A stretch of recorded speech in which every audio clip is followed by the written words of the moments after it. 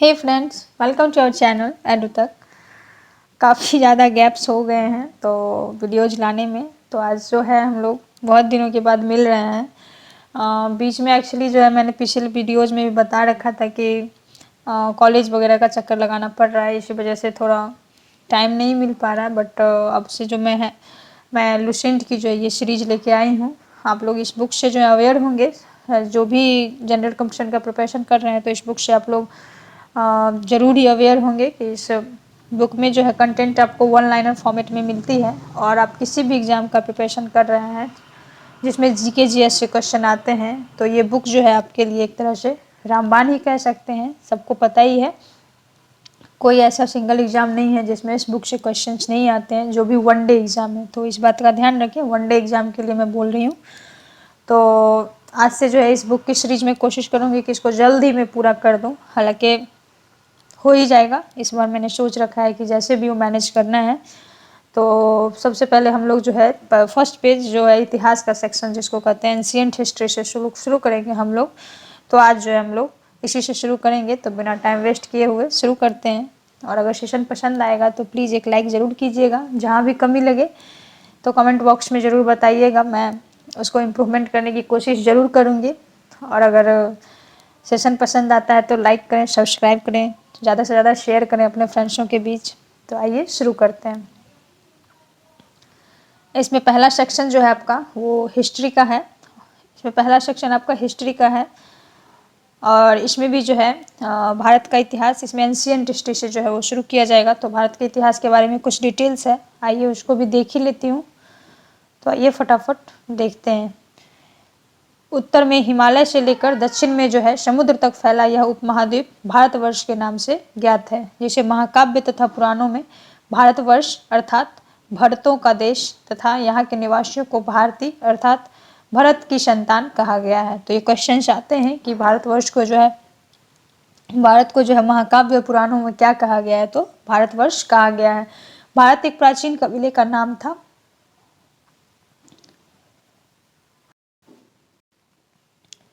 प्राचीन कबीले का जो है भारत नाम था। प्राचीन भारतीय अपने देश को जम्बू द्वीप अर्थात जम्बू जामुन जिसको कहते हैं वृक्षों का द्वीप कहते थे। प्राचीन ईरानी इसे सिंधु नदी से जोड़ते थे, जिसे वे सिंधु न कहकर हिंदू कहते थे। तो ईरानियों के द्वारा जो है सिंधु न कहकर हिंदू कहा गया था। यही नाम फिर पूरे पश्चिम में फैल गया और पूरे देश को जो है इसी एक नदी के नाम से जाने लगा। कौन सी नदी थी वो? सिंधु नदी। यूनानी जो है इसे इंदे और अरब इसे हिंद कहते थे। यूनानी के द्वारा जो है इंदे कहा गया था और अरब के द्वारा जो है इसे हिंद कहा गया था। ईरानी के बारे में आप लोगों ने देखा है कि हिंदू कहा गया था। मध्यकाल में इस देश को जो हिंदुस्तान कहा जाने लगा। तो मध्यकाल तक आते आते जो है इस देश का नाम हिंदुस्तान कहा जाने लगा। यह शब्द भी जो है फारसी शब्द हिंदू से बना है। यूनानी भाषा के इंदे के आधार पर अंग्रेजी से इंडिया कहने लगे। तो यूनानी लोग जो इंदे कहते थे उसी के भाषा के आधार पर जो अंग्रेज जब हमारे देश पे शासन करने आए तो इस देश का नाम इंडिया कहने लगे। विंध्य की पर्वत श्रृंखला देश को उत्तर और दक्षिण दो भागों में बांटती है। उत्तर में इंडो यूरोपीय परिवार की भाषाएं बोलने वालों की और दक्षिण में द्रविड़ परिवार की भाषाएं बोलने वालों का बहुमत है। आइए कुछ नोट सेक्शन है उसको देख लें। तो भारत की जनसंख्या का निर्माण जिन प्रमुख नस्लों के लोगों के मिश्रण से हुआ है वो इस प्रकार है। प्रोटोस्टेराइड, ऑस्ट्रेलॉयड, पोलियो पैलियो मेडिटेरियन, काकेशाइड, निग्रोयड और मंगोलॉयड। फिर से सुनिए। भारत की जनसंख्या का निर्माण जिन प्रमुख नस्लों के लोगों के मिश्रण से हुआ है वो इस प्रकार है। प्रोटो ऑस्ट्रेलायड, पैलियो मेडिटेरेनियन, काकेशाइड, निग्रोयड और मंगोलाइड। तो ये जो है वो नस्ल थे जिनके मिश्रण से जो है भारत की जनसंख्या का निर्माण हुआ है। तो और देखिए, भारतीय इतिहास को अध्ययन की सुविधा के लिए 3 भागों में बांटा गया है, जिनमें एक सेक्शन आपका प्राचीन भारत का है, दूसरा आपका मध्यकालीन भारत का है और तीसरा आपका आधुनिक भारत का है। सबसे पहले इतिहास को 3 भागों में बांटने का श्रेय जर्मन इतिहासकार क्रिस्टोफ सेलियरस को है। तो इतिहास को जो है 3 भागों में बांटने का जो ये आपका श्रेय जो है वो किनको जाता है? क्रिस्टोफ सेलियरस को। तो इतना जो डिटेल्स है वो आपके प्राचीन भारतीय इतिहास, भारत के इतिहास के बारे में है। अब जो है जो 3 खंडों में विभाजित किया गया है उसमें प्रत्येक खंड को एक एक करके हम लोग पढ़ेंगे। तो आज से जो हम लोग है प्राचीन भारत जिसे एंशिएंट इंडिया कहते हैं इसे शुरू करने जा रहे हैं। तो आइए शुरू करते हैं। इसका आपका अगर पहला टॉपिक देखें तो प्राचीन भारतीय इतिहास के स्रोत के बारे में पढ़ेंगे। क्या क्या स्रोत है प्राचीन भारतीय एंशिएंट इंडिया के बारे में, इसके बारे में हम लोग एक एक करके पढ़ेंगे। तो आइए शुरू करते हैं। प्राचीन भारतीय इतिहास के विषय में जानकारी मुख्यतः 4 स्रोतों से प्राप्त होती है और ये स्रोत जो है वो है धर्म ग्रंथ, ऐतिहासिक ग्रंथ, विदेशियों का विवरण व पुरातत्व संबंधी साक्ष्य। तो ये चारों आधार के आधार पर जो है हम लोग प्राचीन भारतीय इतिहास के बारे में जानकारी प्राप्त करेंगे। तो आइए शुरू करते हैं। पहला सेक्शन आपका है धर्म ग्रंथ एवं ऐतिहासिक ग्रंथ से मिलने वाली महत्वपूर्ण जानकारियां। भारत का सर्व प्राचीन धर्म ग्रंथ अगर देखें तो वेद है, जिसके संकलनकर्ता महर्षि कृष्ण द्वापयान वेद व्यास को माना जाता है। तो वेद व्यास जो है वो वेद के संकलन करता है। वेद वसुधैव कुटुंबकम का उपदेश देता है। भारतीय परंपरा वेदों को नित्य तथा अपौरुषेय मानती है। तो भारतीय परंपरा, हमारी परंपरा जो है वो वेदों को नित्य तथा अपौरुषेय मानती है। वेद 4 हैं और ये कौन कौन से हैं? ऋग्वेद, यजुर्वेद, सामवेद एवं अथर्ववेद। इन 4 वेदों को संहिता कहा जाता है। इन चारों वेदों को जो है संहिता के नाम से जाना जाता है। तो आइए अब एक एक करके हम लोग वेद के बारे में देखें। तो पहला सेक्शन आपका ऋग्वेद का है। आइए ऋग्वेद के बारे में देखते हैं। ऋचाओं के क्रमबद्ध ज्ञान के संग्रह को ऋग्वेद कहा जाता है। ऋचाओं के क्रमबद्ध ज्ञान के संग्रह को ऋग्वेद कहा जाता है। इसमें 10 मंडल, 1028 सूक्त एवं 10,462 ऋचाएं हैं। तो ये क्वेश्चंस आते हैं कि ऋग्वेद में जो है कितने मंडल हैं? तो इसमें टोटल 10 मंडल हैं और इसमें जो है 10,128 सूक्त हैं एवं 10,462 जो है वो ऋचाएं हैं। इस वेद के ऋचाओं को पढ़ने वाले ऋषि को जो है वो होत्री कहते हैं। तो ये भी क्वेश्चंस बनते हैं फ्रेंड्स कि ऋग्वेद के जो है वो पढ़ने वाले ऋषि को क्या कहा जाता है? तो इनको होत्री कहा जाता है। और देखिए इस वेद से आर्य के राजनीतिक प्रणाली, इतिहास एवं ईश्वर की महिमा के बारे में जानकारी मिलती है। नेक्स्ट आपका है कि विश्वामित्र द्वारा रचित ऋग्वेद के तीसरे मंडल में, विश्वामित्र द्वारा रचित जो है ये ऋग्वेद, उसके तीसरे मंडल में जो है सूर्य देवता सावित्री को समर्पित प्रसिद्ध गायत्री मंत्र है। तो आप लोग कंफ्यूज ना होइए, ये जो ऋग्वेद के रचयिता वो ये है वेद व्यास जी हैं, बट इनके जो तीसरे मंडल में जो सूर्य देवता सावित्री को समर्पित जो गायत्री मंत्र है उसके रचयिता के बारे में बताया गया है कि वो विश्वामित्र जी हैं। ठीक है। इसके 9वें मंडल में जो है देवता सोम का उल्लेख है। तो तीसरे मंडल में हम लोगों ने देखा कि सावित्री मंत्र, सावित्री को समर्पित प्रसिद्ध गायत्री मंत्र है और 9वें मंडल में जो है देवता सोम का उल्लेख किया गया है। आइए फिर नेक्स्ट देखते हैं क्या है। तो इसके 8वें मंडल की हस्तलिखित ऋचाओं को खील कहा जाता है। हस्तलिखित ऋचाएं जो 8वें मंडल में उनको खील कहा जाता है। चतुष्वर्ण समाज की कल्पना का आदि स्रोत ऋग्वेद के 10वें मंडल में वर्णित पुरुष सूक्त है, जिसके अनुसार 4 वर्ण ब्राह्मण, क्षत्रिय, वैश्य तथा शूद्र आदि पुरुष ब्रह्मा के क्रमशः मुख, भुजाओं, जंघाओं और चरणों से उत्पन्न हुए। तो हम लोग जो भी वर्ण व्यवस्था के बारे में प्रैक्टिकली देख रहे हैं तो उसके बारे में जो है कहाँ पे उल्लेख किया गया है? ऋग्वेद के 10वें मंडल में। और इसमें जो है चार जो है वर्ण वो कौन कौन से हैं? ब्राह्मण, क्षत्रिय, वैश्य तथा शूद्र। और इनकी जो संज्ञा है वो कहाँ कहाँ से दी गई है? तो ब्रह्मा जी जो है हमारे भगवान, उनके जो मुख हैं उनको मुख का श्रेय ब्राह्मण को दिया गया है। भुजाओं का श्रेय जो है क्षत्रिय को दिया गया है। जंघाओं का श्रेय जो है वैश्य को दिया गया और चरणों से उत्पन्न हुए जो थे वो शूद्र कहलाए थे। तो ये 4 वर्ण के बारे में हम लोगों ने देखा। आइए हम नेक्स्ट देखें क्या है। तो कुछ नोट सेक्शन है उसको हम लोग देख लेते हैं। तो नोट में है कि धर्मसूत्र 4 प्रमुख जातियों की स्थितियों, व्यवसायों, दायित्वों, कर्तव्यों तथा विशेषाधिकारों में स्पष्ट विभेद करता है। धर्मसूत्र जो है वो 4 प्रमुख जातियों की जो है स्थितियों, व्यवसायों, क्या उनकी स्थिति होगी, क्या उनका व्यवसाय होगा, क्या उनकी दायित्व होंगे, कर्तव्य होंगे तथा विशेषाधिकार के बारे में स्पष्ट विभेद करता है। ऋग्वेद के कई परिच्छेदों में जो है प्रयुक्त अधन्य शब्द का संबंध जो है वो गाय से है। तो ऋग्वेद में जो अधन्य शब्द का प्रयोग किया गया है तो उस शब्द का जो अर्थ है वो आपका गाय से है। अधन्या कहा जाता है गाय को ऋग्वेद में। नेक्स्ट देखिए, तो ये जो आपका बॉक्सेज में इसको भी पढ़ लिया। ईसा पूर्व ईस्वी में क्या अंतर है उसको समझना है। तो वर्तमान में जो है प्रचलित ग्रेगोरियन कैलेंडर ईसाई धर्म गुरु ईसा मसीह के जन्म वर्ष पर आधारित है। ईसा मसीह के जन्म के पहले के समय को ईसा पूर्व, जिसे बीसी कहते हैं, before the birth of Jesus Christ कहा जाता है। ईसा पूर्व के में वर्षों की गिनती उल्टी दिशा में होती है, जैसे महात्मा बुद्ध का जन्म 563 ईसा पूर्व एवं मृत्यु 483 ईसा पूर्व में हुआ, यानी ईसा मसीह के जन्म के 563 वर्ष पूर्व में महात्मा बुद्ध का जन्म हुआ है एवं उनके जन्म से 483 वर्ष पूर्व में जो है उनकी मृत्यु हुई है। तो आप लोगों ने अच्छे से समझ लिया। ईसा मसीह की जन्म तिथि से आरंभ हुआ सन ईसवी सन कहलाता है, और ईसा मसीह की जन्म तिथि जो है उस दिन से जो है सन या ईसवी सन कहलाता है। इसके लिए संक्षेप में दीर्घई ऐसे करके लिखा जाता है, ये आप लोग सिंबल देख लीजिए। तो इसको जो है लैटिन भाषा के शब्द एडी में भी लिखा जाता है, एडी यानी एनो डोमिनी, जिसका शाब्दिक अर्थ होता है in the year of Lord Jesus. Vincent author Smith ने जो है प्राचीन भारत का पहला सुव्यवस्थित इतिहास अर्ली हिस्ट्री ऑफ इंडिया 1904 में तैयार किया। इस पुस्तक के 1/3 भाग में केवल सिकंदर का आक्रमण वर्णित है। इसमें भारत को स्वेच्छाचारी शासन वाला देश कहा गया है, जिसे ब्रिटिश शासन की स्थापना से पहले कभी राजनीतिक एकता का अनुभव नहीं हुआ था। उन्होंने लिखा है, वस्तुतः भारतीय इतिहासकारों का सरोकार शासन के एकमात्र स्वरूप तानाशाही से ही है। आइए हम लोग अब नेक्स्ट देखें क्या है। तो वामन अवतार के 3 पगों के आख्यान का प्राचीनतम स्रोत ऋग्वेद ही है। तो वामन अवतार के बारे में जो हम लोग पढ़ते हैं तो उसका जो उल्लेख है वो कहाँ पे किया गया है, ऋग्वेद में ही किया गया है। ऋग्वेद में इंद्र के लिए 250 तथा अग्नि के लिए 200 ऋचाओं की रचना की गई है। तो सबसे ज्यादा अगर देखिए तो जो है इंद्र के लिए किया गया है 250, उसके बाद जो है अग्नि के लिए 200 ऋचाओं की जो है वो रचना की गई है। प्राचीन इतिहास के साधन के रूप में वैदिक साहित्य में ऋग्वेद के बाद शतपथ ब्राह्मण का स्थान है। प्राचीन इतिहास के साधन के रूप में जो है वैदिक साहित्य में ऋग्वेद के बाद अगर देखें तो शतपथ ब्राह्मण का ही स्थान दिया गया है। अब हम लोग दूसरे वेद की ओर चलते हैं, यजुर्वेद। यजुर्वेद के बारे में देखिए क्या है।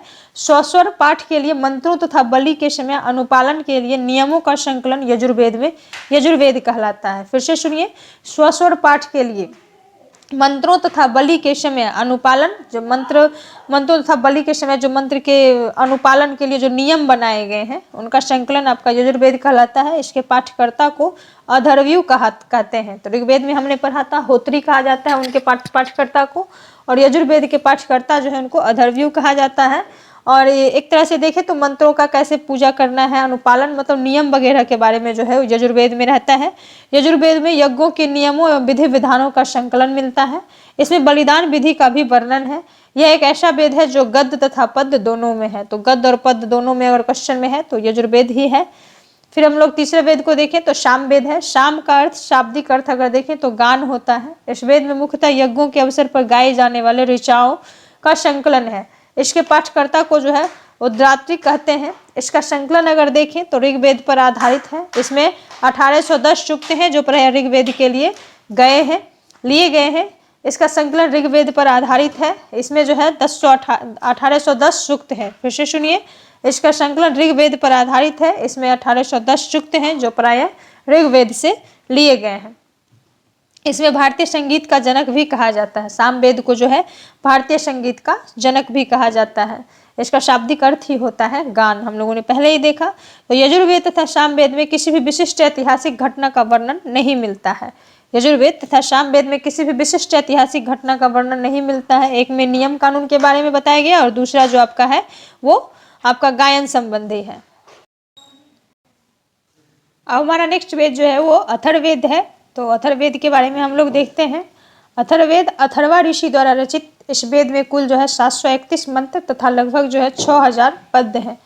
इसके कुछ मंत्र जो है ऋग्वैदिक मंत्रों से भी प्राचीनतर हैं। औषधों का उल्लेख सबसे पहले अथर्ववेद में जो है वो मिलता है। औषधों मतलब औषधीय जो हम लोग अभी ट्रीटमेंट करवाते हैं तो जितना भी उसमें जो नियम कानून है, चाहे जो भी उसमें जो इंग्रेडिएंट्स लगते हैं, तो सारा उल्लेख जो है वो अथर्ववेद में ही मिलता है, जैसे हम लोग आयुर्वेदा कहते हैं। आइए नेक्स्ट देखते हैं हम लोग क्या है इसमें। ऐतिहासिक दृष्टि से अथर्ववेद का महत्व जो है इस बात में है कि इसमें सामान्य मनुष्यों के विचारों, अंधविश्वासों का विवरण मिलता है। तो अंधविश्वास जो हम लोग अभी प्रैक्टिकली लाइफ में देखते हैं तो उसका विवरण जो है वो अथर्ववेद से ही आया है। पृथ्वी सूक्त अथर्ववेद का प्रतिनिधि सूक्त माना जाता है। इसमें मानव जीवन के सभी पक्षों, गृह निर्माण, कृषि की उन्नति, व्यापारिक मार्गों का गाहन जिसे खोज कहते हैं, रोग निवारण, समन्वय, विवाह तथा प्रणय गीतों, राजभक्ति, राजा का चुनाव, बहुत से वनस्पतियों एवं औषधीय, सांप, वशीकरण, प्रायश्चित, मातृभूमि, महात्म्य आदि का विवरण दिया गया है। कुछ मंत्रों में जादू टोना का भी वर्णन है। आइए नेक्स्ट देखिए क्या है। तो अथर्ववेद में जो है परीक्षित को कुरुओं का राजा कहा गया है। राजा परीक्षित को जो है कुरुओं का राजा कहा गया है तथा कुरु देश की समृद्धि का अच्छा चित्रण मिलता है। इसमें सभा एवं समिति को जो है प्रजापति की 2 पुत्रियां कहा गया है। तो फ्रेंड्स ये जो सेक्शन है आपका काफ़ी इंपॉर्टेंट है। ये क्वेश्चंस आते हैं एग्जाम में कि सभा एवं समिति को प्रजापति की 2 पुत्रियां जो है वो कहाँ पे कहा गया है। तो ये अथर्ववेद में कहा गया है। वेदों की भी कई शाखाएं हैं जो वैदिक अध्ययन और व्याख्या के से जुड़े विभिन्न दृष्टिकोणों का प्रतिनिधित्व करती है। तो इसमें जो है शाकल शाखा ऋग्वेद से जुड़ी एकमात्र जीवित शाखा है। यजुर्वेद को जो है शुक्ल यजुर्वेद और कृष्ण यजुर्वेद 2 शाखाओं में बांटा गया है। माध्यन्दिनी और कान्व शुक्ल यजुर्वेद अथवा वाजस्नेय संहिता की जो है वो शाखाएं हैं।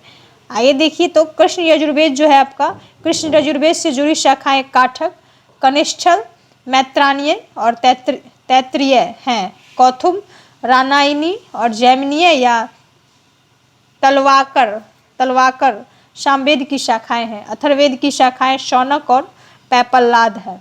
तो आइए नोट सेक्शन देखिए इसमें क्या है। तो सबसे प्राचीन वेद अगर देखें तो ऋग्वेद है एवं सबसे बाद का वेद जो है वो आपका अथर्ववेद है। जैसे हम लोगों ने क्रोनोलॉजी में पढ़ा तो ऐसे ही सबसे प्राचीन वेद आपका ऋग्वेद है और सबसे जो है वो बाद का वेद अगर देखिए तो अथर्ववेद है। इसके बाद कुछ सेक्शन और भी हैं ऐतिहासिक ग्रंथ के बारे में, जिसे ब्राह्मण, आरण्यक और उपनिषद कहा जाता है। तो इसके बारे में हम लोग अब देखेंगे। तो संहिता के पश्चात ब्राह्मणों, आरण्यकों तथा उपनिषदों का स्थान है। इनसे उत्तर वैदिक कालीन समाज एवं संस्कृति के विषय में जो है जानकारी प्राप्त होती है। ब्राह्मण ग्रंथ वैदिक संहिताओं की व्याख्या करने के लिए गद्य में लिखे गए हैं। प्रत्येक संहिता के लिए अलग अलग ब्राह्मण ग्रंथ हैं जिसे सारणी में दिया गया है। ऋग्वेद के लिए जो है वो ऐत्रेय एवं कौशिकी ब्राह्मण ग्रंथ है। यजुर्वेद के लिए तैत्तिरीय एवं शतपथ ब्राह्मण ग्रंथ है। सामवेद के लिए पंचवीस ब्राह्मण ग्रंथ हैं और अथर्ववेद के लिए जो है वो गोपथ ब्राह्मण ग्रंथ है। तो सब सारे वेद के लिए जो अलग अलग ब्राह्मण ग्रंथ दिए गए हैं। इन ब्राह्मण ग्रंथों में हमें परीक्षित के बाद और बिंबिसार के पूर्व की घटनाओं का ज्ञान प्राप्त होता है। तो राजा परीक्षित के बाद के घटनाक्रम और बिंबिसार जो आते हैं, बिंबिसार हर्यक वंश के संस्थापक, उससे पहले के बारे में जितनी भी घटनाएं हैं उसकी जानकारी हमें इन ब्राह्मण ग्रंथों से ही प्राप्त होती है कि उस समय का राजनीतिक शासन कैसा रहा, विधि विधान कैसा रहा, जो भी जितने भी हम लोग अभी जमीनी स्तर पे सब कुछ देख रहे हैं। तो उस समय जो है उस समय की जानकारी हमें इसी 4 ग्रंथों ब्राह्मण ग्रंथों से जो है वो मिलती है। नेक्स्ट आपका है कि ऐत्रेय में राज्याभिषेक के नियम और एवं कुछ प्राचीन राजाओं के नाम दिए गए। तो राज्याभिषेक का क्या नियम कानून होता है, उसको कैसे फॉलो करना है, उसका अगर देखें तो ऐत्रेय ब्राह्मण में दिया गया है। शतपथ में गांधार, शैल्य, कैकय, कुरु, पंचाल, कौशल, विदेह आदि राजाओं का उल्लेख मिलता है। वैदिक साहित्य में ऋग्वेद के बाद शतपथ ब्राह्मण का स्थान है। तो ये क्वेश्चंस जो है काफ़ी इंपॉर्टेंट है। जो भी रेड लाइट किया गया है वो हाईलाइट किया जो गया है वो इम्पॉर्टेंट ही है। तो इस पर आप लोग जरूर ध्यान दीजिएगा। हालांकि इसका सारा जो सेक्शंस ही होता है वो सारे इंपॉर्टेंट ही हैं सारे वनडे एग्जाम के लिए। आरण्यक में यज्ञ से जुड़े कर्मकांडों को की दार्शनिक प्रतीकात्मक अभिव्यक्ति है। आरण्यक में जो है यज्ञ से जुड़े कर्मकांडों की दार्शनिक और प्रतीकात्मक अभिव्यक्ति है। उपनिषदों की संख्या 108 है टोटल, जिनमें 13 को मूलभूत उपनिषदों की श्रेणी में रखा गया है। इसमें यज्ञ से जुड़े जो है दार्शनिक विचार शरीर, ब्रह्मांड, आत्मा और ब्रह्मा की व्याख्या की गई है। स्त्री की सर्वाधिक गिरी हुई स्थिति मैत्रेयनी संहिता से प्राप्त होती है, जिसमें जुआ और शराब की भांति स्त्री को पुरुष का तीसरा मुख्य दोष बताया गया है। तो ये कहाँ पे बताया गया है? मैत्रेयनी संहिता में जो है स्त्री की सबसे बुरी हालत बताई गई है, क्योंकि इनका जो है तुलना जो है आप कह सकते हैं वो शराब की भांति स्त्री को पुरुष का तीसरा मुख्य दोष बताया गया है। शतपथ ब्राह्मण में स्त्री को पुरुष की अर्धांगिनी कहा गया है। तो शतपथ ब्राह्मण में जो है स्त्री को पुरुष की अर्धांगिनी कहा गया है। जबालोपनिषद में 4 आश्रमों का उल्लेख मिलता है। हमारे जो जीवन काल में 4 आश्रम होते हैं तो उसका उल्लेख जो है वो कहाँ पे मिलता है?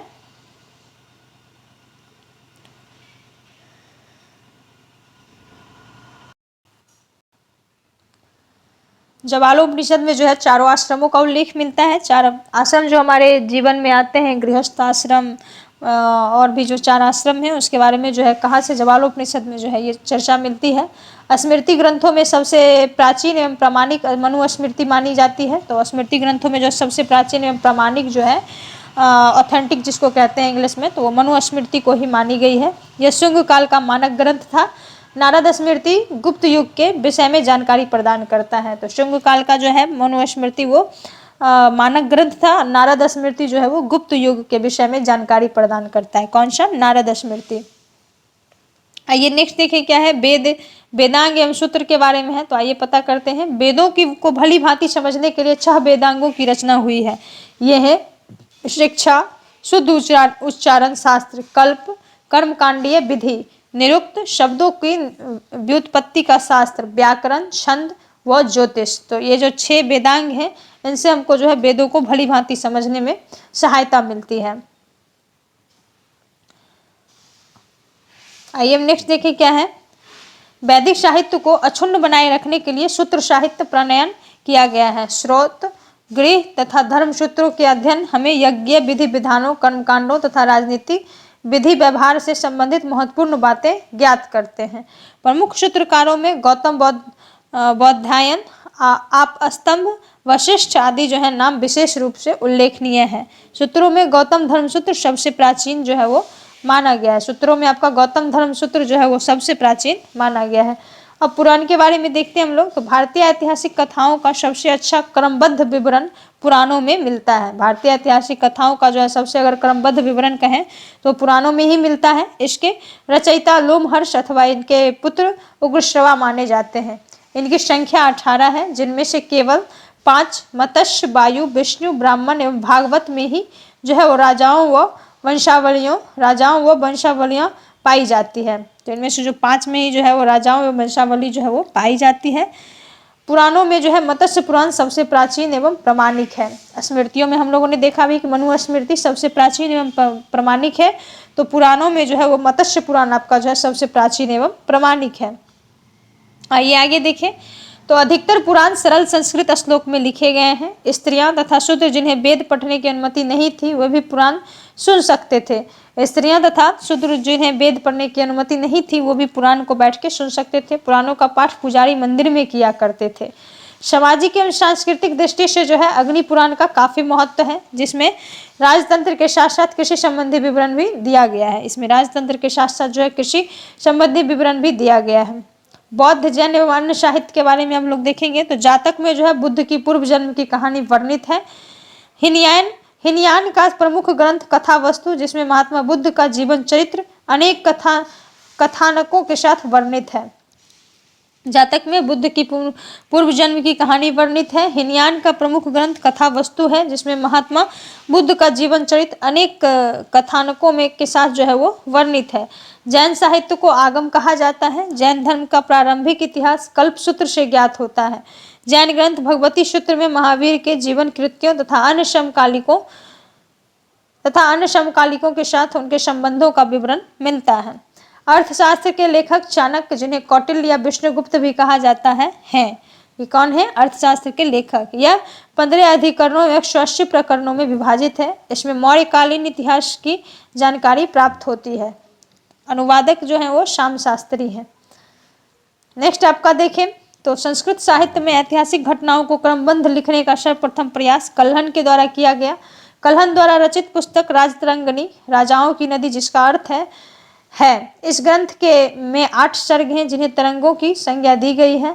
इसमें प्रारंभ से लेकर 12वीं सदी तक के कश्मीर के शासकों का वर्णन है। इसमें प्रारंभ से लेकर 12वीं सदी तक के जितने भी कश्मीर में शासक हुए उनका वर्णन आपको कल्हण द्वारा रचित राजतरंगिणी में मिलता है। राजतरंगिणी का अगर अर्थ देखें तो राजाओं की नदी है। अरबों की सिंध विजय का वृत्तांत चचनामा, इसके लेखक अली अहमद है, में सुरक्षित है। तो अरबों की सिंध विजय का जो वृत्तांत है वो चचनामा में सुरक्षित है। चचनामा के अगर लेखक के बारे में देखें तो वो अली अहमद है। अष्टाध्यायी संस्कृत भाषा व्याकरण की प्रथम पुस्तक है। अष्टाध्यायी जो है वो संस्कृत भाषा व्याकरण की प्रथम पुस्तक है, के लेखक पाणिनि है। इससे मौर्य के पहले का इतिहास तथा मौर्ययुगीन राजनीतिक अवस्था की जानकारी प्राप्त होती है। नोट सेक्शन में देखें तो अष्टाध्यायी में पहली बार लिपि शब्द का प्रयोग हुआ है। कात्यायन की गार्गी संहिता एक ज्योतिष ग्रंथ है, फिर भी इसमें भारत पर होने वाले यवन आक्रमण का उल्लेख मिलता है। भारत पर होने वाले यवन आक्रमण का उल्लेख जो है वो कात्यायन की गार्गी संहिता में मिलता है। पतंजलि पुष्यमित्र शुंग के पुरोहित थे। इनके महाभाष्य से शुंगों के इतिहास का पता चलता है। पतंजलि जो थे वो पुष्यमित्र शुंग के पुरोहित थे, जिन्हें पंडित कहते हैं। इनके महाभाष्य से जो है वो शुंगों के इतिहास के बारे में पता चलता है। आपका नेक्स्ट टॉपिक है इसमें विदेशी यात्रियों से मिलने वाली प्रमुख जानकारियाँ। तो आइए हम लोग देखते हैं। इसमें आपका सबसे पहला है यूनानो रोमन लेखक के बारे में। तो यूनानी और रोमन लेखक के बारे में क्या क्या जानकारियाँ मिलती हैं, इसके बारे में अब हम लोग देखेंगे। इसमें पहला है टेसियस। यह ईरानी का राज्यवैद्य था। यह जो था कि ईरानी राज्यवैद्य था। भारत के संबंध में इसका विवरण जो है आश्चर्यजनक कहानियों से परिपूर्ण होने के कारण अविश्वसनीय है। इनका जो विवरण है वो मान्य नहीं है। नेक्स्ट आपका है हेरोडोटस। हेरोडोटस जो इसे इतिहास का पिता कहा जाता है। इसने अपनी पुस्तक हिस्टोरिका में 5वीं शताब्दी ईसा पूर्व के भारत फारस के संबंध में वर्णन किया है, परंतु इसका विवरण भी अनुश्रुतियों एवं अफवाहों पर आधारित है। नेक्स्ट आपका है सिकंदर के साथ आने वाले लेखकों में अगर देखें तो निर्याकस, आनेसिक्रेटस तथा अरिस्टोबुलस के विवरण के अधिक प्रमाणिक एवं विश्वसनीय हैं। के विवरण जो है वो अधिक प्रमाणिक एवं विश्वसनीय हैं। ये किनके द्वारा आए थे? सिकंदर के द्वारा आया था निर्याकस, आनेसिक्रेटस तथा अरिस्टोबुलस। फिर आपका नेक्स्ट है मेगास्थनीज। यह सेल्यूकस निकेटर का राजदूत था जो चंद्रगुप्त मौर्य के राज दरबार में आया था। इसने अपनी पुस्तक इंडिका में मौर्य युगीन समाज एवं संस्कृति के विषय में लिखा है। आपका नेक्स्ट है डायमिकस। यह जो है एक सीरियन नरेश आंटियोकस का राजदूत था जो बिंदुसार के राज दरबार में आया था। इसका विवरण भी मौर्य युग से संबंधित है। नेक्स्ट है डायोनिसियस। यह मिस्र नरेश टॉलमी फिलाडेल्फस का राजदूत था जो अशोक के राज दरबार में आया था। टॉलमी नेक्स्ट है आपका। इसने 2वीं शताब्दी में भारत का भूगोल नामक पुस्तक लिखी। प्लिनी, इसने 1वीं शताब्दी में नेचुरल हिस्ट्री नामक पुस्तक लिखी। इसमें भारतीय पशुओं, पेड़ पौधों, खनिज पदार्थों आदि के बारे में विवरण मिलता है। पेरिपल्स ऑफ द एरिथ्रियन सी। इस पुस्तक के लेखक के बारे में जानकारी नहीं है। यह लेखक करीब 80 ईस्वी में हिंद महासागर की यात्रा कर आया था। इसने उस समय के भारत के बंदरगाहों तथा व्यापारिक वस्तुओं के बारे में जानकारी दी है। Periplus of the Erythraean Sea. Next देखिए चीनी लेखक के बारे में। वो सारे यूनानी लेखक थे। अब चीनी लेखक के बारे में देखें तो पहला इसमें फाहियान है। यह चीनी यात्री गुप्त नरेश चंद्रगुप्त द्वितीय के दरबार में आया था। फाहियान चंद्रगुप्त द्वितीय के दरबार में आता है। इसने अपने विवरण में मध्य प्रदेश के समाज एवं संस्कृति के बारे में वर्णन किया है। इसने मध्य प्रदेश की जनता को सुखी एवं समृद्ध बताया है। यह 14 वर्षों तक भारत में रहा। नेक्स्ट आपका है इसमें संयोगन। यह 518 ईस्वी में भारत आया। इसने अपने 3 वर्षों की यात्रा में बौद्ध धर्म की प्राप्तियां एकत्रित की। नेक्स्ट फिर अगर देखें तो ह्वेनसांग है। यह हर्षवर्धन के शासनकाल में आता है। ह्वेनसांग 629 ईस्वी में चीन से भारतवर्ष के लिए प्रस्थान किया और लगभग 1 वर्ष की यात्रा के बाद सर्वप्रथम वह भारतीय राज्य कपिशा पहुंचा। भारत में जो है यह 15 वर्षों तक चढ़कर 645 ईस्वी में चीन लौट गया। वह बिहार में नालंदा जिला स्थित नालंदा विश्वविद्यालय में अध्ययन करने तथा भारत से बौद्ध ग्रंथों को एकत्र कर ले जाने के लिए आया था। इसका भ्रमण वृत्तांत शीयू की नामक एक पुस्तक है जिसमें लिखा गया है, जिसमें 138 देशों का विवरण है। इसने हर्षकालीन समाज, धर्म तथा राजनीति के बारे में वर्णन किया है। इसके अनुसार सिंध का राजा शूद्र था। ह्वेनसांग ने बुद्ध की प्रतिमा के साथ साथ सूर्य और शिव की प्रतिमाओं का भी पूजन किया था। अगर नोट सेक्शन में देखें तो ह्वेनसांग के अध्ययन के समय नालंदा विश्वविद्यालय के कुलपति आचार्य शिलभद्र थे। यह विश्वविद्यालय बौद्ध दर्शन के लिए जो था वो प्रसिद्ध था। नेक्स्ट आपका है इत्सिंग। यह 7वीं शताब्दी के अंत में भारत आया। इसने अपने विवरण में नालंदा विश्वविद्यालय, विक्रमशिला विश्वविद्यालय तथा अपने समय के भारत का वर्णन किया है। नेक्स्ट सेक्शन है आपका अरबी लेखकों का। इसमें सबसे प्रसिद्ध अगर देखें तो अल-बुरूनी है। यह महमूद गजनबी के साथ भारत आया।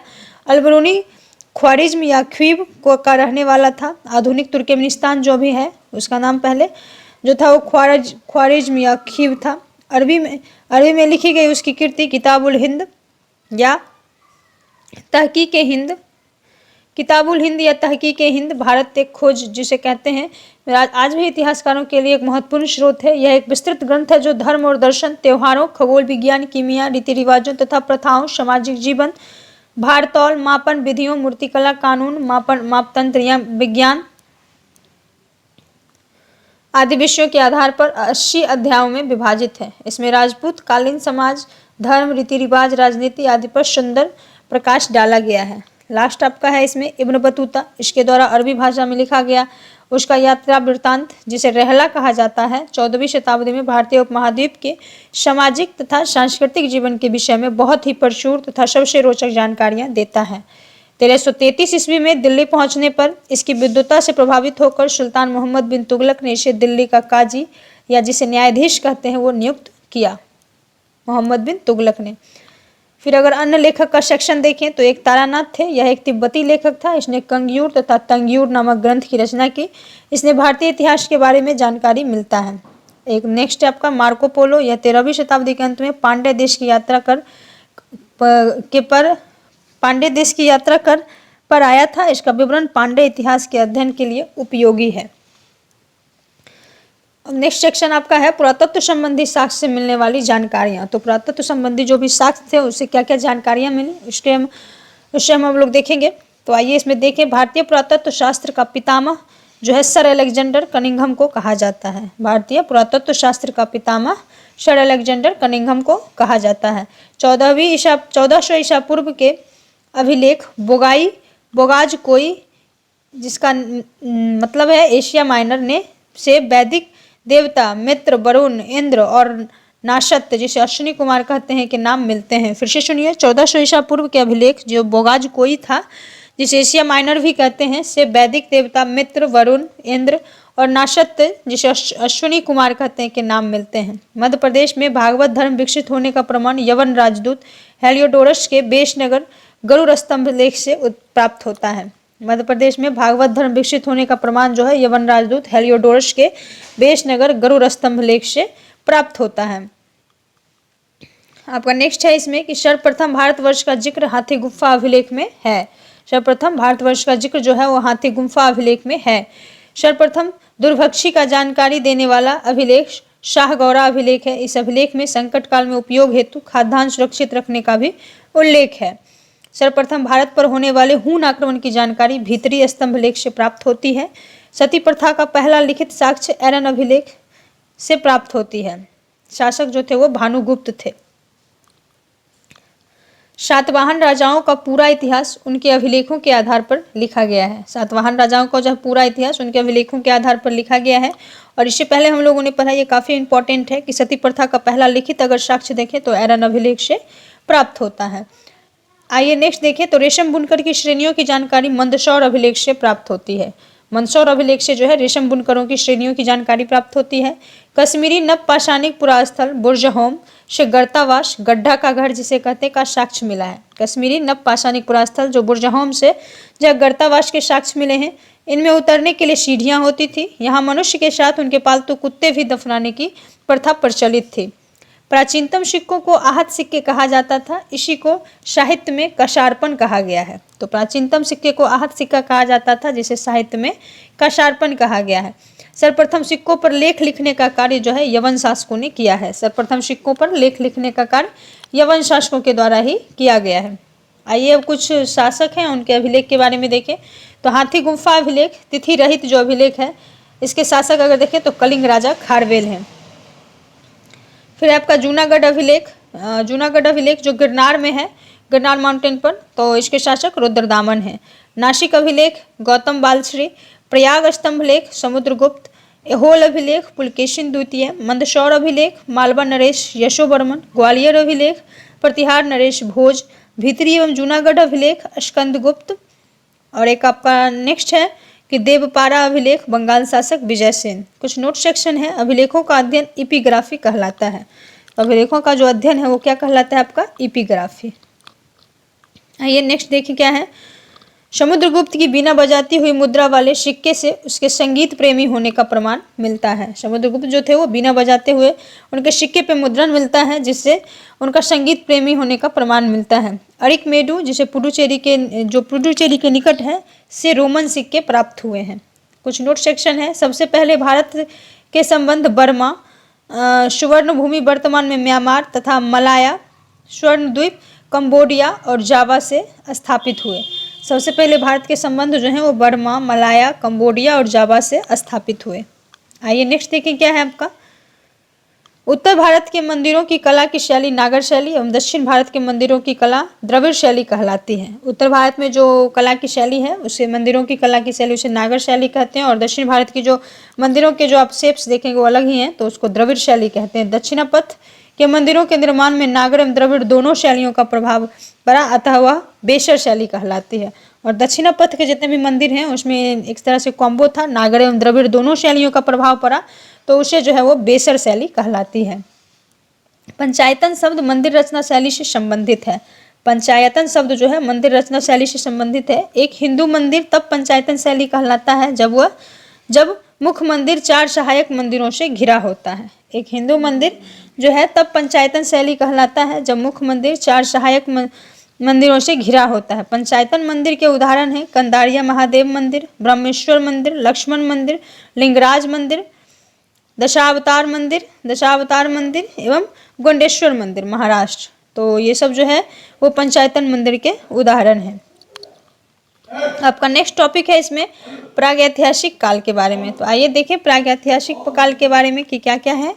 इतिहास का विभाजन प्रागैतिहासिक, आद्य इतिहास व इतिहास 3 भागों में किया गया है। तो इतिहास का जो विभाजन है वो प्रागैतिहास, आद्य इतिहास व इतिहास 3 भागों में किया गया है। जिस काल में मनुष्य ने घटनाओं का कोई लिखित विवरण उद्धृत नहीं किया उसे प्रागैतिहासिक काल कहते हैं। नेक्स्ट आपका है आद्य ऐतिहासिक काल। उस काल को कहते हैं जिस काल में लेखन कला के प्रचलन के बाद उपलब्ध लेख जो हैं वो पढ़े नहीं जा सके हैं। उस काल को आद्य ऐतिहासिक काल कहते हैं जिसमें लिखित सोर्स तो मिले हैं बट उसको पढ़े नहीं जा सके हैं। मानव विकास के उस काल को इतिहास कहा जाता है जिसका विवरण लिखित रूप से उपलब्ध है। और मानव विकास के उस काल को इतिहास कहा गया है जिसका विवरण लिखित रूप से जो है उपलब्ध है, जितने भी साक्ष्य मिले हैं उसको पढ़ा जा सका है। संस्कृति और बर्तन के कुछ हैं, देखिए मालवा काला तथा लाल, बुर्जहोम के धूसर, बर्तन के ये कलर दिए गए हैं। मालवा में जो बर्तन के कलर थे वो काला तथा लाल थे, बुर्जहोम में धूसर थे, जोखे में लाल थे, दक्षिण नवपाषाण में चमकीला धूसर था और पूर्वी नवपाषाण में भूरा लाल था। आइए अब नेक्स्ट देखिए। ज्ञानी मानव जिसे होमो सैपियंस कहते हैं का प्रवेश इस धरती पर आज से लगभग 30 या 40 हजार वर्ष पूर्व हुआ। पूर्व पाषाण युग या पुरापाषाण काल के मानव की जीविका का मुख्य आधार शिकार था। पूर्व पाषाण युग या पुरापाषाण काल के मानव की जीविका का मुख्य आधार जो था वो शिकार था। शिकार पुरापाषाण में आदि मानव के मनोरंजन के भी एक साधन थे। नेक्स्ट है कि आग का आविष्कार जो है वो पुरापाषाण काल में एवं पहिए का आविष्कार जो है नवपाषाण काल में हुआ है। आग का भी आविष्कार अगर देखें तो पुरापाषाण काल में हो गया था, बट पहिए का जो आविष्कार है वो नवपाषाण काल में होता है। मनुष्य में अस्थायी निवास की प्रवृत्ति नवपाषाण काल में हुई क्योंकि कृषि जो है फसल जो है तब तक आ चुकी थी, जिसकी वजह से मनुष्य ने एक जगह पे रहना शुरू कर दिया था तथा उसने सबसे पहले कुत्ते को पालतू बनाया था। जब वो अस्थायी निवास की प्रवृत्ति आ गई थी तब उन्होंने जानवरों को भी जो है पालतू बनाना शुरू किया, जिसमें सबसे पहले कुत्ते को बनाया गया था। मनुष्य ने सर्वप्रथम तांबा धातु का प्रयोग किया तथा उसके द्वारा बनाए जाने वाला प्रथम औजार कुल्हाड़ी। प्राप्ति स्थल जो है अतिरपंकम था। तो पहला जो है धातु का उपयोग तांबा का किया गया था और उससे जो औजार बना था वो क्या था, कुल्हाड़ी। कृषि का आविष्कार नवपाषाण काल में हुआ। कृषि का जो आविष्कार है वो नवपाषाण काल में हुआ। प्रागैतिहासिक अन्न उत्पादक स्थलों में मेहरगढ़ पश्चिमी बलूचिस्तान में अवस्थित है। प्रागैतिहासिक अन्न उत्पादक स्थल में जो है मेहरगढ़ पश्चिमी बलूचिस्तान में अवस्थित है। कृषि के लिए अपनाई गई सबसे प्राचीन फसल गेहूं जो कि पहली फसल है एवं जौ थी। गेहूं और जौ जो है वो पहली फसल थी, लेकिन मानव द्वारा सर्वप्रथम प्रयुक्त अनाज अगर देखें तो वो चावल था। पर मानव द्वारा जो सर्वप्रथम प्रयुक्त किया गया था अनाज जो उपयोग में लाया गया था वो क्या था, आपका चावल था। कृषि का प्रथम उदाहरण मेहरगढ़ से प्राप्त होता है। कोल्डिहवा जो है का संबंध चावल के प्राचीनतम साक्ष्य से है। कोल्डिहवा का जो संबंध जो है चावल के प्राचीनतम साक्ष्य से है, लेकिन कृषि का अगर प्रथम उदाहरण देखें तो मेहरगढ़ से जो है वो प्राप्त होता है। आपका नेक्स्ट टॉपिक है इसमें नेक्स्ट पॉइंट, भारत में पूर्व प्रस्तर युग के अधिकांश औजार भारत में पूर्व प्रस्तर युग के जो है अधिकांश औजार स्फटिक जिसे पत्थर कहते के बने थे। रॉबर्ट ब्रूसफुट पहले व्यक्ति थे जिन्होंने जो है 1863 में भारत में पुरापाषाणकालीन औजारों की खोज की। किनके द्वारा किया गया? रॉबर्ट ब्रूसफुट के द्वारा 1863 में नेक्स्ट है आपका कि पल्लावरम नामक स्थान पर जो है प्रथम भारतीय पुरापाषाण कलाकृति की खोज हुई थी। भारत में मध्य पाषाण काल के विषय में जानकारी सर्वप्रथम 1867 ईस्वी में हुई, जब सीएल कलाइकल ने विंध्य क्षेत्र में लघु पाषाणोपकरण खोज निकाले। तो भारत में मध्य पाषाण काल के विषय में जानकारी जो है सर्वप्रथम 1867 ईस्वी में हुई, जब सीएल कलाइल ने विंध्य क्षेत्र में लघु पाषाणोपकरण खोज निकाले। भारत में मानव अस्थि पंजर मध्य पाषाण काल से ही सर्वप्रथम प्राप्त होने लगता है। भारत में जो है मानव अस्थि पंजर वो सर्वप्रथम मध्य पाषाण काल से ही प्राप्त होने लगता है। भारत में नव पाषाणकालीन सभ्यता का प्रारंभ ईसा पूर्व 4000 के लगभग हुआ। भारत में जो है नव पाषाणकालीन सभ्यता का प्रारंभ ईसा पूर्व 4000 के लगभग में हुआ है। आइए नेक्स्ट टॉपिक देखें। भारत का सबसे प्राचीन नगर जो है मोहनजोदड़ो था, सिंधी भाषा जिसका अर्थ है मृतकों का टीला। भारत का सबसे प्राचीन नगर जो है वो मोहनजोदड़ो था, जिसका सिंधी भाषा में अर्थ है मृतकों का टीला। असम का श्वेतंभ्रू गिबन भारत में पाए जाने वाला एक मानवाव कपि है। असम का श्वेतभ्रू गिबन भारत में पाए जाने वाला एक मानवाव कपि है। इनाम गांव ताम्रपाषाण युग की एक बड़ी बस्ती थी। इसका संबंध जॉर्वे संस्कृति से है। इनाम गांव जो है ताम्रपाषाण युग की एक बड़ी बस्ती थी। इसका जो संबंध है वो जॉर्वे संस्कृति से है। भारत में शिवालक की पहाड़ी से जीवाश्म का प्रमाण मिला। भारत में जो है शिवालक की पहाड़ियों से जो है जीवाश्म का प्रमाण मिला। भीमबेटका गुफा पुरापाषाणिक आवासीय पुरास्थल है। भीमबेटका जो है गुफा पुरापाषाणिक आवासीय पुरास्थल है। यह आदि मानव द्वारा बनाए गए शैल चित्रों और शैलाश्रयों के लिए प्रसिद्ध है। इन चित्रों को पुरापाषाण काल से मध्य पाषाण काल के समय तक का माना जाता है। ये चित्र भारतीय उपमहाद्वीप में जो है ये चित्र जो है भारतीय उपमहाद्वीप में मात्र है। इसकी खोज जो है 1957-58 में डॉक्टर विष्णु श्रीधर वकारमन के द्वारा की गई थी। भीमबेटका क्षेत्र को भारतीय पुरातत्व सर्वेक्षण भोपाल मंडल ने जो है अगस्त 1990 में राष्ट्रीय महत्व का स्थल घोषित किया। इसके बाद जुलाई 2003 में यूनेस्को ने जो है इसे विश्व धरोहर स्थल घोषित किया। भारत में मनुष्य संबंधी सबसे पहला प्रमाण नर्मदा घाटी में मिला है। भारत में जो है मनुष्य संबंधी सबसे पहला प्रमाण अगर देखें तो कहाँ पे मिला है? नर्मदा घाटी में। आइए कुछ नोट सेक्शन है उसको देखें। तो भारतीय नागरिक सेवा के अधिकारी रिजले प्रथम व्यक्ति थे जिन्होंने प्रथम बार वैज्ञानिक आधार पर भारत की जनसंख्या का प्रजातीय विभेदीकरण किया। आपका अगर नेक्स्ट टॉपिक देखें, नेक्स्ट टॉपिक तो सिंधु घाटी सभ्यता है जो बेहद इंपॉर्टेंट टॉपिक है। तो आइए देखते हैं। रेडियो कार्बन C14 जैसी नवीन विश्लेषण पद्धति के द्वारा जो है सिंधु सभ्यता की सर्वमान्य तिथि 2400 ईसा पूर्व से 1700 ईसा पूर्व मानी गई है। इसका विस्तार त्रिभुजाकार है। इसका जो विस्तार है सिंधु घाटी सभ्यता का वो कैसा है? त्रिभुजाकार। नोट सेक्शन देखें तो तिथि निर्धारण की कार्बन 14 की खोज जो है अमेरिका के प्रसिद्ध रसायन शास्त्री V.F. लीवी द्वारा 1946 में की गई थी। इस पद्धति में जिस पदार्थ में कार्बन 14 की मात्रा जितनी ही कम रहता है वह उतनी ही प्राचीन मानी जाती है। सिंधु सभ्यता की खोज 1921 में जो है राय बहादुर दयाराम साहनी ने की। सिंधु सभ्यता की जो खोज है 1921 में राय बहादुर दयाराम साहनी ने की। सिंधु सभ्यता को आद्य ऐतिहासिक अथवा कांस्य युग में रखा जाता है। सिंधु सभ्यता को जो है आद्य ऐतिहासिक जिसमें लिखित साक्ष्य तो मिले हैं पर उसको पढ़ा नहीं जा सका है, उस काल में रखा गया है या फिर कांस्य युग में रखा जा सकता है। इस सभ्यता के जो मुख्य निवासी हैं वो द्रविड़ एवं भूमध्य सागरीय थे। इस सभ्यता के मुख्य निवासी जो थे वो द्रविड़ एवं ये भूमध्य सागरीय थे। सर जॉन मार्शल भारतीय पुरातत्व सर्वेक्षण विभाग के तत्कालीन महानिदेशक ने जो है 1924 में सिंधु घाटी सभ्यता नामक एक उन्नत नगरीय सभ्यता पाए जाने की विधिवत घोषणा की। किनके द्वारा किया गया है? सर जॉन मार्शल के द्वारा। सिंधु सभ्यता के सर्वाधिक पश्चिमी पुरास्थल दाशक नदी के किनारे स्थित सुतकागन-डोर बलूचिस्तान, पूर्वी पुरास्थल हिंडन नदी के किनारे आलमगीरपुर जिला मेरठ उत्तर प्रदेश, उत्तरी पुरास्थल चिनाब नदी के तट पर अखनूर के निकट मांदा जम्मू कश्मीर एवं दक्षिणी पुरास्थल गोदावरी नदी के तट पर दायमाबाद जिला अहमदनगर महाराष्ट्र है। तो आपने सिंधु घाटी सभ्यता का चौहद्दी देख लिया कि आपका ये जो है पश्चिम में अगर देखें तो दास नदी के किनारे सुतकागन-डोर जो बलूचिस्तान में पड़ता है। पूरब में अगर देखें तो आलमगीरपुर जो मेरठ उत्तर प्रदेश में पड़ता है। फिर अगर पूर्व उत्तर में देखें तो उत्तर में चिनाब नदी के किनारे अखनूर के निकट मांदा जो जम्मू कश्मीर में पड़ता है, और अगर दक्षिणी पूरा स्थल देखें तो दायमाबाद जिला जो महाराष्ट्र में पड़ता है।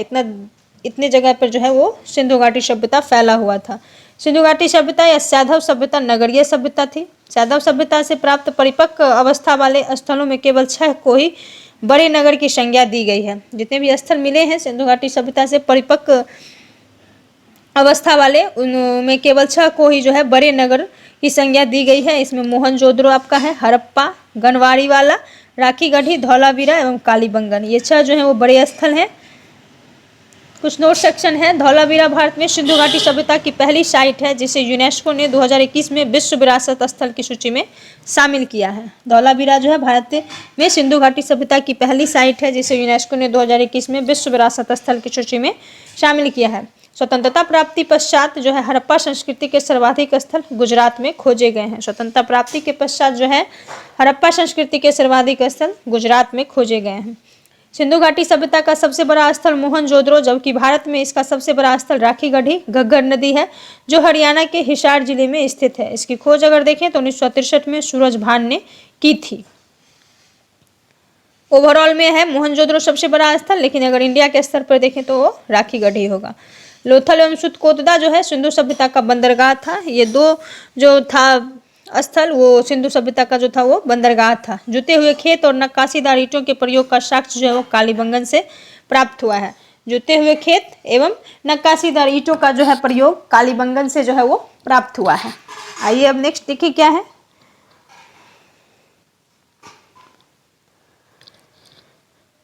मोहनजोदड़ो से प्राप्त स्नानागार संभवतः सैंधव सभ्यता की जो है सबसे बड़ी इमारत है। स्नानागार जो है मोहनजोदड़ो की संभवतः सबसे बड़ी इमारत उस सभ्यता की रही होगी जिसके मध्य स्थित स्नान कुंड जो है 11.88 मीटर लंबा, 7.01 मीटर चौड़ा एवं 2.43 मीटर गहरा है।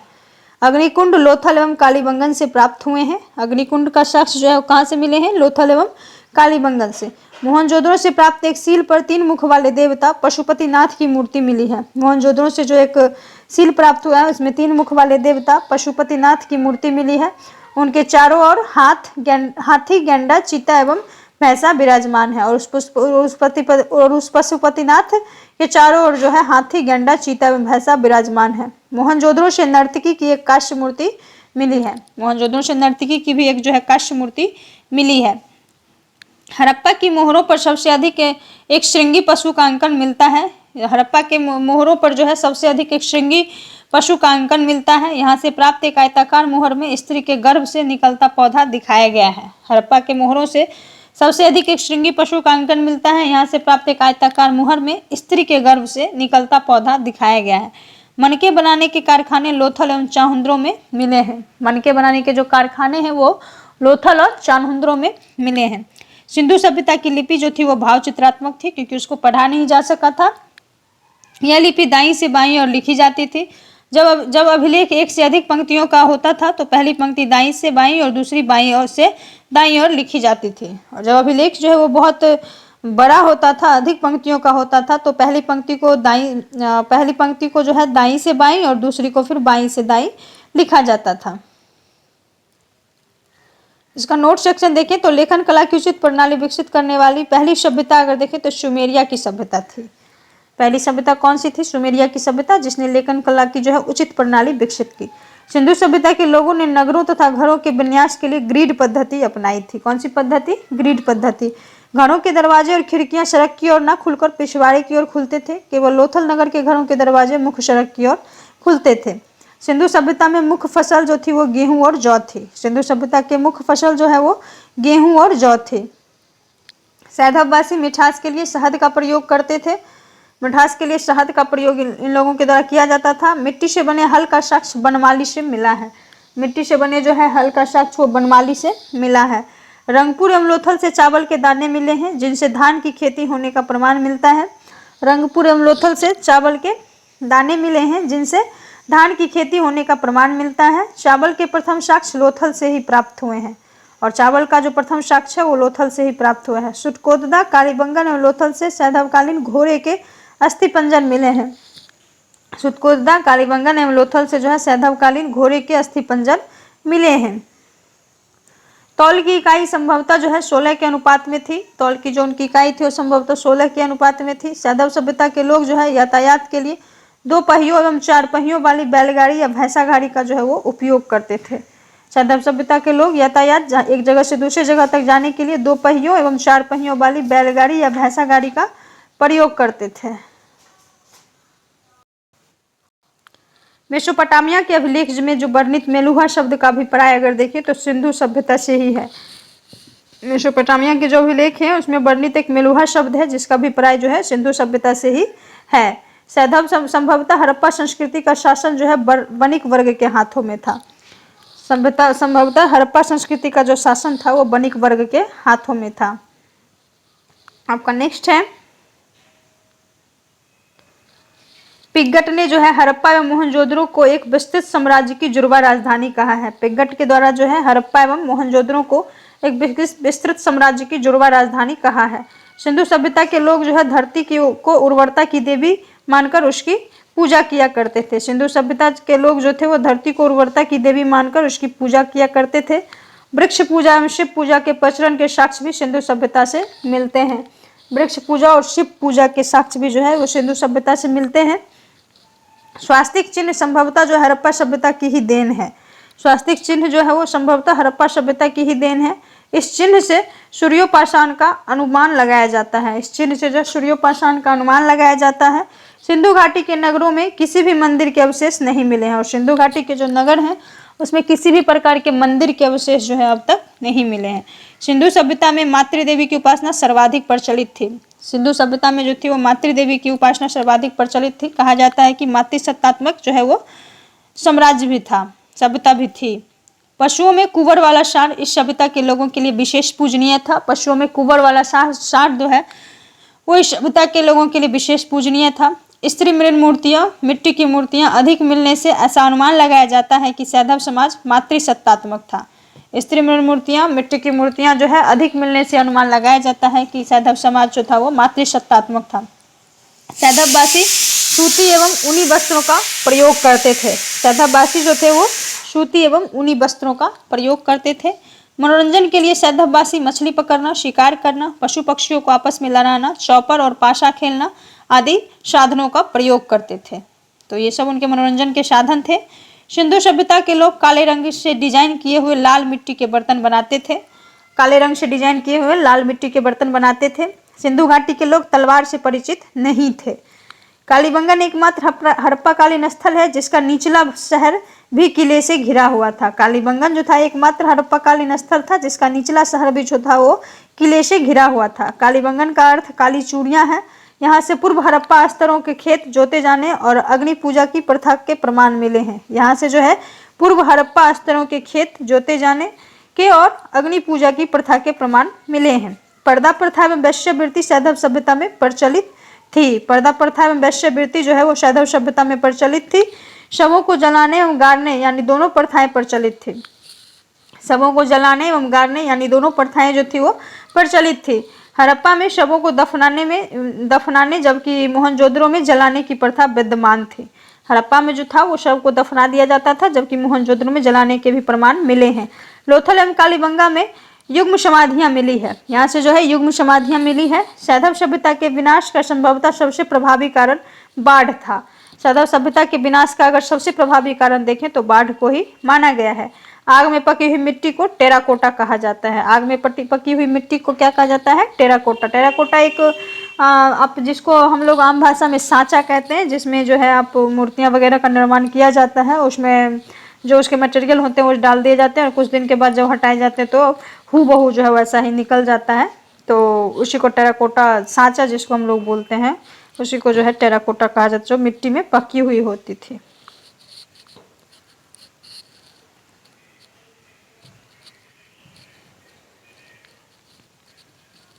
आपका कुछ अब डेटा है, ये थोड़ा देख लीजिए। सैंधव सभ्यता के प्रमुख स्थल, नदी उत्खनन करता है, वर्तमान स्थिति इसकी क्या है वो देख रहे हैं हम लोग। सबसे पहला इसमें हड़प्पा है जो रावी नदी के किनारे स्थित है। पाकिस्तान के पंजाब प्रांत का साहिवाल जिला है वो। उत्खनन करता अगर देखिए तो दयाराम साहनी 1921। और भी कोई हैं दो, लेकिन सबसे जो है इनका ही नाम आता है, दयाराम साहनी का है, तो यही आप लोग याद रखें। मोहनजोदड़ो जो सिंधु नदी के किनारे स्थित है, पाकिस्तान के सिंध प्रांत का लड़काना जिला में स्थित है। रखाल दास बनर्जी जो है 1922 में इसकी खोज की थी। चनहुंद्रो सिंधु नदी के किनारे स्थित है, सिंध प्रांत पाकिस्तान, नवाब शाह जिला में जो है ये स्थित है। और मैके के द्वारा 1925 में जो है इसकी खोज की गई थी। कालीबंगन घग्गर नदी के किनारे, राजस्थान का हनुमानगढ़ जिला, अमलानंद घोष के द्वारा 1951 में जो है इसकी खोज की गई थी। कोट दीजी सिंधु नदी के किनारे स्थित है, सिंध प्रांत का खैरपुर स्थान, फैजल अहमद के द्वारा 1953 में खोजा गया है। रंगपुर मादर नदी के किनारे, गुजरात का काठियावाड़ जिला, रंगनाथ राव के द्वारा 1953-54 में जो है इसकी खोज की गई है। लोथल भोगवा नदी के किनारे स्थित है, गुजरात का अहमदाबाद जिला, यह जो है रंगनाथ राव के द्वारा 1954 में खोजा गया है। रोपड़ जो है वो सतलज नदी के किनारे है, पंजाब का रोपड़ जिला, यह यज्ञदत्त शर्मा के द्वारा 1953 से 56 में खोजा गया है। आलमगीरपुर जो है हिंडन नदी के किनारे, उत्तर प्रदेश का मेरठ जिला, यज्ञदत्त शर्मा के द्वारा 1958 में खोजा गया है। सुतकागेंडोर दाश्क नदी के किनारे, पाकिस्तान के मकरान में समुद्र तट के किनारे स्थित है। यह जो है आपका ओरल स्टाइन 1927 में जो है इसकी खोज की गई है। बनमाली रंगोई नदी के किनारे, हरियाणा का हिसार जिला, यह रविंद्र श्री बिष्ट के द्वारा 1974 में खोजा गया है। धौलावीरा लूनी नदी के किनारे, गुजरात का कच्छ जिला में स्थित है। जेपी जोशी 1967 से 68, रविंद्र सिंह बिष्ट 1990 से 91 के दौरान इनकी खोज की गई है। एक लास्ट आपका सुतका है जो सादिकौर नदी के किनारे स्थित है, दक्षिणी बलूचिस्तान में। जॉर्ज डेल्स के द्वारा जो है इसकी खोज 1962 में की गई है। तो ये कुछ डेटा था आपका। अब हम लोग जो है नेक्स्ट वीडियो में जो है फ्रेंड्स वैदिक सभ्यता से पढ़ेंगे। अब इस वीडियो में बस इतना ही। हम लोग नेक्स्ट वीडियो जो भी लाएंगे इसमें जो है हम लोग वैदिक सभ्यता से आगे जो है सेक्शंस फिर एक घंटे की वीडियो में जो है मैं इसको जल्द ही कंप्लीट करवा दूंगी सारे को। तो आज के लिए बस इतना ही। अगर सेशन पसंद आता है फ्रेंड्स तो एक लाइक ज़रूर करें, चैनल पे न्यू है तो सब्सक्राइब करें, अपने फ्रेंड्सों के साथ शेयर ज़रूर करें। तो बस इतना ही। अगर जहाँ भी कमी लगे तो कमेंट बॉक्स में ज़रूर बताइए, मैं उसमें इम्प्रूवमेंट की ज़रूर कोशिश करूँगी। और लास्ट तक बने रहने के लिए धन्यवाद। Thanks for watching.